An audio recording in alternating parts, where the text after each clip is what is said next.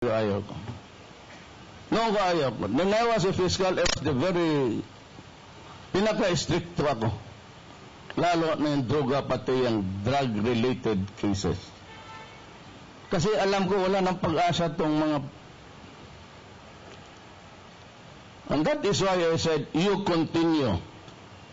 Remember again, because itong press, media are up to slant. Tawag nila yan, slant. Ang imong diretsong sulti ilan slant. Or kung sa TV ka, angling. Ang katong imong gisulti, the predicate of what you say is taken away, and is mayong kaning butanga, if it is done, they won't, wala ko nila ng if, diretso nila ng imong sulti. That's why I do not respond to questions again, ever, until the end of my term. Kita mo ngayon sa headline. Si Manlupig, ito naman ginawa niya. I never gave any interview. Ang sinabi ko noon, I will only agree during the preliminary stage of this Oslo talks with the Communist Party of the Philippines. Kung dito sa Pilipinas, I will give the leaders, the Tiamson spouses, a free conduct pass outside to allow them to take part in the talks. But there will be no mass release of the NPA sa ating custody ngayon. They will only be released if things go good, fine, then baka sakali, if they are ready to surrender the arms and resume their normal role in the society, mainline, then I might consider with Congress amnesty. Amnesty is given to a group of persons. Pardon, isa-isa lang. Yan ang sinabi ko. Wala akong sinabi na i-release ko lahat. Never said that. Abogado ako, fiscal ako, and yet dependent to slant story. Sila yan eh. Sila yung mga bunganga, sila yung kanilang laro ito. They would always place you in the bad light. Sa trabaho natin, these are my orders and listen very carefully. Pag nakaikwentro mo ang kriminal, ask him to surrender. Unless the fight is still going on. Or you might want to identify yourself was just across the arestado ka, gobyerno ako.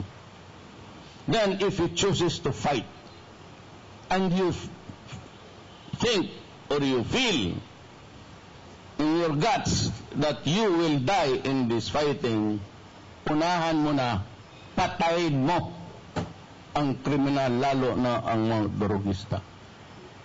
Ngayon, I'm putting a reward sa pinakamalaki. You would know it because CDC, he's the PDEA chief. Magtanong kayo, magkuha kayo ng listahan. It's 5 million. Pag nag-put up siya ng sa buhay ko, 50 million, I will put 60 million. Kill him. Walang no questions asked. Patasaan kami ng presyo. O di sige. If they put up 100 million, I will give you 150. Slaughter them. And I will be happy and I will give you a promotion on the spot. From PO1 to General kagad. Wala na kang istorya.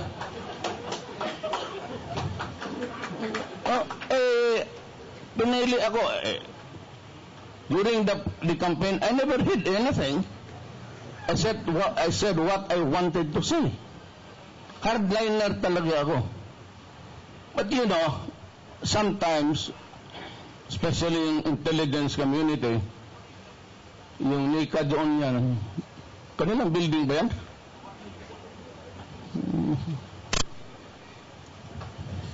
Magdududa sa akin kasi labas ako pasok ng NPA territory. Then I talked to Dimoro, and then wala araw ng Maranao ang nanay ko. Buong. Ngayon nila alam yan. So, meron akong relasyon talaga sa akin by blood. The vice mayor has married a woman who is half Tausug, half Maranao. I have a grandchildren na puro Moro. Paano nyo, makipag-away ako yan sa kanila? Di para akong buang. But I just wanted to just talk to them. Here in Davao, we talk. Kima-MI ka MN, sa City Hall. Okay ba tayo dito? So, yun ay fish for equal. Kaya gano'n ang alam mo, anak lang ako ng mahirap. When we arrived here in Davao, talagang sagad-sagad ang parusa ng panahon. Kaya yung dimensions ko is, I am a socialist. I am not a member of the Communist Party. Malayo yun doon. Socialist is just a political thinking of how to distribute the wealth of the nation. Yan ang tandaan ninyo. Wala akong I am 100% on one. My father was governor here when Davao was only one. Maraming Davao na ngayon.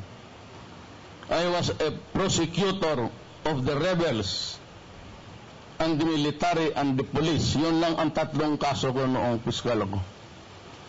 And I was fair to everybody. Bakit ako maging komunista? Bakit ako maging doon sa kabila?